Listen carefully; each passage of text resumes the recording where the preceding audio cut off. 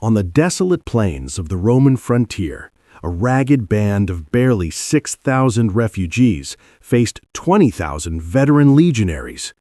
Armed with farming tools, makeshift spears, and unbreakable resolve, they were about to prove that courage can defy even the mightiest empire. Yet, in this unlikely corner of history, ordinary people, driven by survival, hope, and fury, would rise to defy the might of Rome. And when the dust cleared, the invincible legions would lie broken, humiliated, and unprepared for what they had underestimated: the courage of the oppressed. This is not a tale of kings or generals. This is the story of the refugees who fought, the survivors who endured, and the battle that reshaped the Roman frontier forever. By the year 253 CE, the Roman Empire had reached the height of its territorial power, but the weight of its empire was beginning to strain its armies. From the deserts of Africa to the mountains of Dacia, Rome's legions had become both feared and stretched thin. Governors sent orders to distant provinces, and armies marched across roads that crisscrossed the continent like the veins of a dying giant. On the northern frontier, a region once considered safe had become a place of unrest. Tribes displaced by famine, war, and Roman oppression roamed the countryside. Among them were thousands of refugees, fleeing not just the legion's campaigns, but also the hunger that followed in their wake. Men who once plowed fields now carried clubs and makeshift shields. Women who had tended homes now drove carts loaded with weapons and supplies. Children ran alongside, eyes wide with fear and determination alike. The Romans, seasoned and arrogant, heard reports of these masses of refugees, but dismissed them. How could a few thousand peasants hope to oppose 20,000 trained soldiers? A legionary was not a man born of desperation. He was a soldier, disciplined, armed, and drilled for a lifetime to conquer the weak. Yet the refugees were about to turn weakness into an advantage. Ordinary people rarely make history, but desperation has a way of forging leaders from the unlikeliest of places. Among the refugees, a man named Marcellus, once a minor village elder, rose to prominence. He was not a general trained in Roman tactics. He had no battlefield experience, but he knew the land, the behavior of people, and the power of surprise. He walked among the refugees, speaking with a voice both calm and commanding. "We have no choice but to fight. Rome does not expect us to win, but they will learn that survival is stronger than steel. This is our land, our families, our future. Today, we will make history." Under Marcellus's guidance, the refugees transformed. Fields became fortifications, wagon wheels became barricades, pitchforks and scythes were sharpened, and crude weapons were reinforced with iron scavenged from abandoned settlements. Every man and woman learned their role. Archers hidden in trenches, warriors poised at the ridges, and runners ready to signal movements across the plain. By the time the Romans arrived, the refugees were no longer just fleeing, they were prepared. And though their numbers were dwarfed, their hearts were unmatched in fury and determination. The Roman army appeared over the horizon like a living wave of metal and discipline. 20,000 legionaries in gleaming armor, shields locked, banners snapping in the wind, and the sound of marching that shook the earth beneath the refugees' feet. Centurions shouted orders, eagles waved in the sunlight. Each man was confident.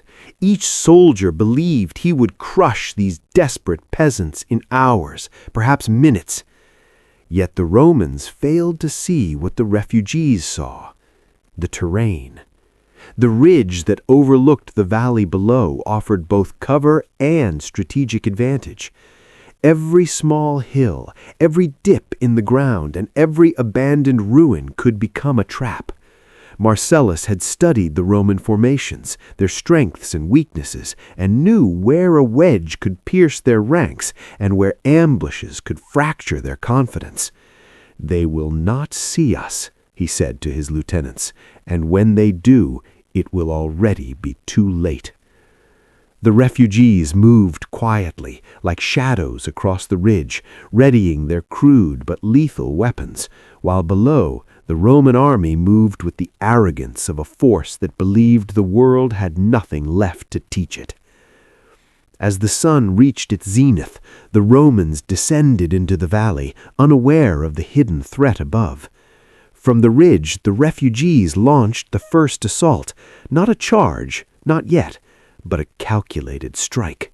Rocks tumbled down cliffs, striking soldiers who were not expecting anything but open fields.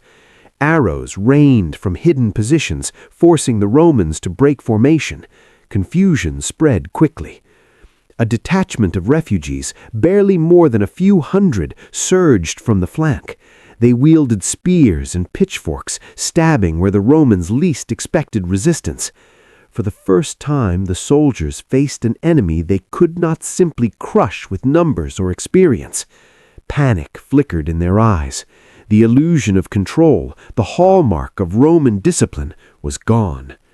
And then the moment came. Marcellus had prepared a formation that the Romans could never have imagined. A wedge of refugees, small but tightly packed, would strike the Roman center at the perfect moment. They were not trained in legion tactics, but desperation can teach efficiency, and the refugees had rehearsed every movement tirelessly. When the signal was given, a horn sounded, an arrow loosed into the sky, the wedge charged down the ridge. Rocks, dirt, and arrows pelted the Roman soldiers as the refugees gained momentum. From a distance it looked like madness, but every step had purpose. The wedge slammed into the Roman center. Shields splintered, spears snapped. Legionaries were swept aside by bodies moving with the momentum of hope and fury combined. Horses bolted, officers struggled to issue commands. Panic spread through the ranks faster than the refugees could have imagined. By the time the Romans realized the scale of the attack, their army was already fracturing. The refugees did not stop. They pressed their advantage, moving through gaps in the Roman lines. Small groups of archers rained fire on fleeing soldiers. Families and fighters worked side by side, reinforcing barricades, flanking isolated units, and cutting off retreat routes. Marcellus and his lieutenants moved among their people, shouting orders, boosting morale, and directing attacks with precision.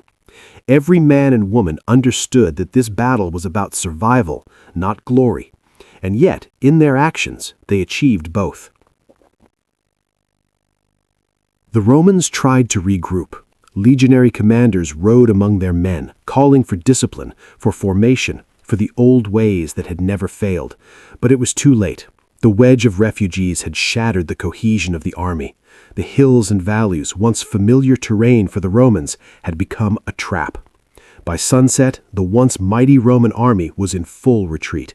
Thousands of soldiers lay dead, others wounded and scattered across the valley. Supplies had been destroyed, banners lost, and the famed Roman discipline had been replaced by chaos. Marcellus and his people did not pursue blindly. They knew the cost of overextension, but they pressed enough to ensure the Romans would not return for years. What began as a desperate stand had become a decisive victory. Ordinary refugees armed with little more than courage, ingenuity, and the will to survive had annihilated an empire's army. The survivors of the refugees walked among the fallen, tending the wounded and burying the dead. They had endured, but the cost was immense. Every face bore exhaustion, grief, and the hard knowledge that victory had not come without sacrifice.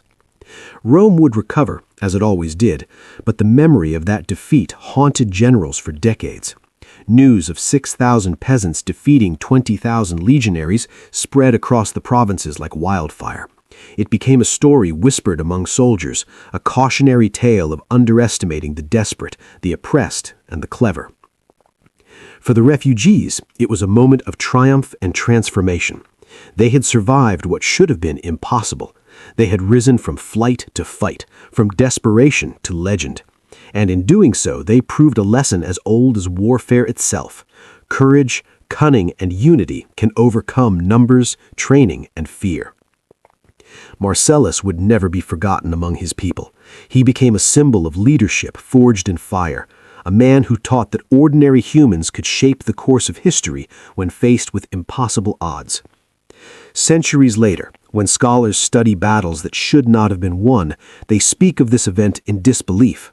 When generals plan campaigns, they remember that a smaller, determined force can turn the tide of history.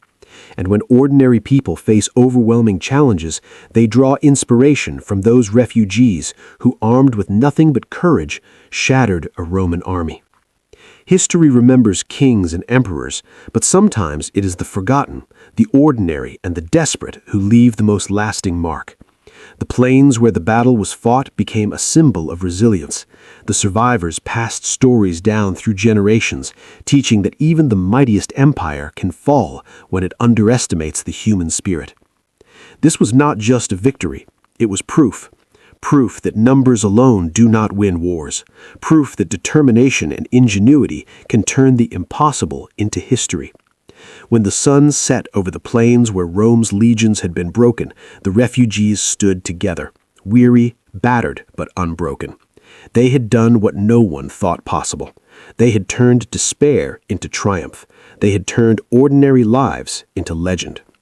And centuries later, when we look at the story of 6,000 ordinary people who destroyed 20,000 Roman soldiers, we are reminded that courage is not inherited, strategy is not reserved for generals, and history is often written by those who refuse to accept defeat, even when the odds are impossible.